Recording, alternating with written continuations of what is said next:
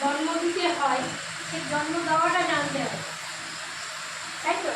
তাহলে জন্মটা কী করে হয়? এমনি এমনি হয়ে যায়? এমনি এমনি হয় না। তার জন্য আমাকে অনেক কিছু পড়াশোনা করতে হবে। শুধু পার্লারটা শুধু থ্রেডিং করবো, ফেসিয়াল করবো, এটা মুদ্রা কথা না।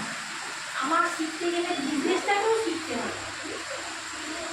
আগে আমাকে জানতে হবে আমি কতটা কোয়ালিফিকেশনের মধ্যে বিজনেসটাকে নিতে পারবো। শুধু পার্লার করে থ্রেডিং শিখলাম, বাড়ি বাড়ি গিয়ে করবো, সেটা করতেই পারে। কিন্তু আমি একটা যেটা বিজনেস করবো, আমি পার্লারটা প্রথম ম্যানেজমেন্টটা আমাকে জানতে হবে।